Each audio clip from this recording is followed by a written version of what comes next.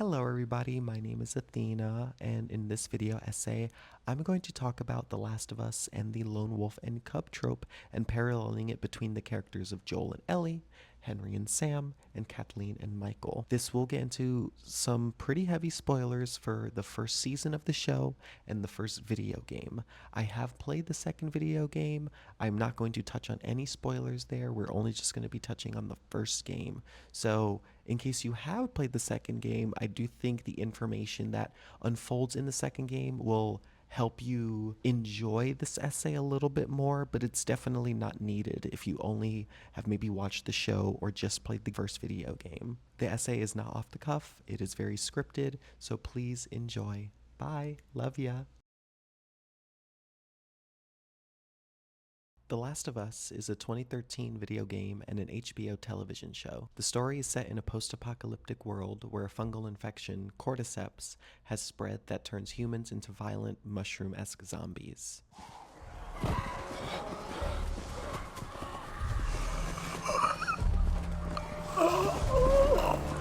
The story follows Joel, a hardened smuggler who lives day to day emotionally detached, and Ellie, a 14-year-old girl who is bitten by one of these creatures but has not turned and is mysteriously immune. On the initial day of the outbreak, Joel loses his daughter, Sarah. We pick up 20 years later with the hardened person he's become. He's tasked with smuggling Ellie across the country to a group called the Fireflies, who are hoping to create a cure using her immunity. At the beginning of their journey together, Joel exclusively looks at Ellie as a job. She's just cargo. Over the course of their time together, we slowly see Joel become a lot softer with Ellie. He's an older man who is tasked with taking care of a young child no matter the cost. At some point, Joel begins to look at Ellie as somewhat of a surrogate daughter. The first game and the season of this story reaches its apex when realizing the surgery to create a cure from Ellie's immunity would not only require killing her, but there was no guarantee the cure would work 100%. Joel, not wanting to lose his daughter again, murders the Fireflies and the operating doctors in order to save Ellie's life, even if it may have been at the cost of humanity. Ellie wakes up and asks Joel what happened.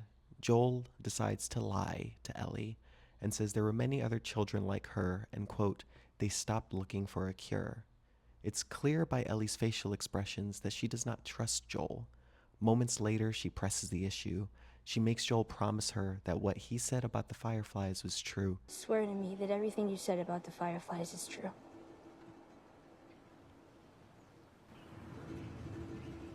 I swear. He looks her in the eyes and he lies to her. He swears by his story. Ellie still doesn't trust him, but she accepts what he says. This is where the first game and the first season reaches its conclusion. Joel and Ellie are our first examples of the Lone Wolf and Cub. What is the Lone Wolf and Cub? The Lone Wolf and Cub trope originates from the Japanese manga of the same name by Kazuo Koike. It follows the story of Ogami Ito, the shogun's executioner. Disgraced by false accusations from the Yagyu clan, his family is brutally murdered with the exception of his 3-year-old son, Daigoro. Ogami is forced to take the path of the assassin, and along with his son, they seek revenge on the Yagyu clan and are known as the Lone Wolf and Cub.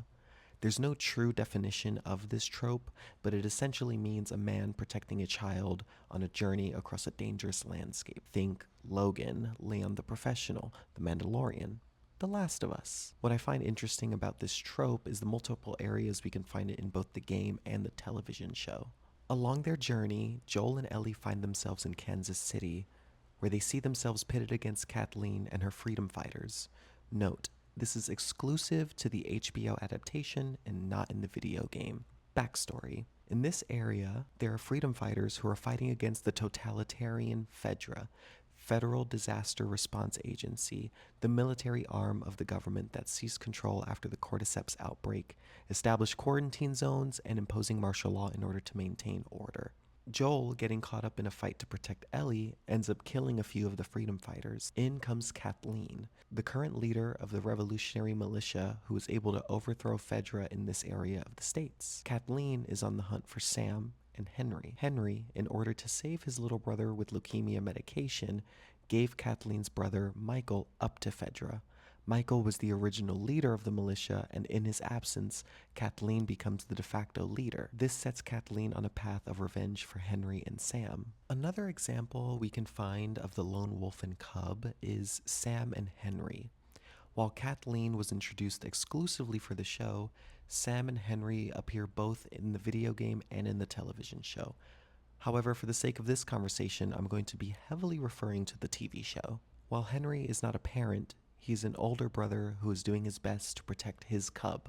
There are some differences between the two duos we've discussed. Joel is a hardened killer. Henry has never taken a life. He's been trying to survive this world while attempting to keep his brother's innocence intact, even if it's at the cost of his integrity. Henry may not have taken a life, but he betrayed Kathleen's resistance movement by turning in her brother to Fedra in exchange for Sam's medication. In this way, he makes a sacrifice in order to help Sam. He even feels guilty about betraying Michael. He opens up to Joel in a moment in the show, saying, "I betrayed a good man." What I think The Last of Us does so well is present these situations as plainly as can be. Are there wrong or right answers when society has crumbled, and protecting your own is the most important thing? The lone wolf is not alone, for he has his cub. While evading Kathleen, Sam is bitten but hides his bite from everyone but Ellie, and he turns overnight. Henry reaches a pivotal point in his story. In his eyes, he betrayed a good man to save his brother. He's tried to keep his brother sheltered from the darkness of the world, and he failed. He set out on a journey that made him a wanted man. He betrayed someone who protected him, and he still couldn't protect his cub. He makes the difficult choice to end his brother's life and turns the gun on himself, ending his own. As Joel and Ellie's relationship progresses through the story, and how much affection Joel grows for Ellie, Henry and Sam offer a parallel to our main characters. What if Joel fails this mission and he can't keep Ellie safe? Remember, just because she's immune, that doesn't mean she can't die by other means. Is he willing to lose another daughter? The one person he's meant to keep safe. Can he do it?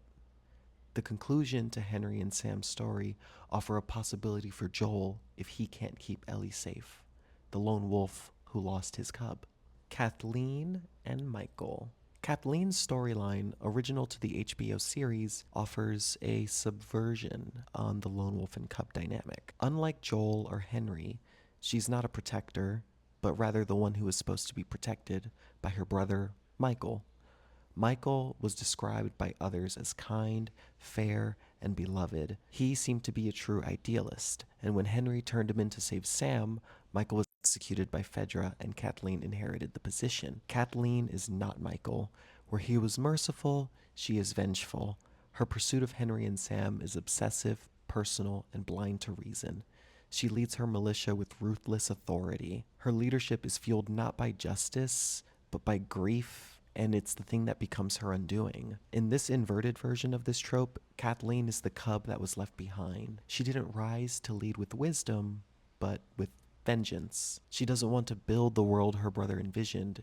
She wants to punish the ones who took him from her. This is what happens when the protector is gone and the cub is consumed by loss rather than the inspiration to grow. In Kathleen's case, love didn't evolve into protection, it descended into blind revenge. Her story parallels what Ellie could become if she loses Joel as her protector.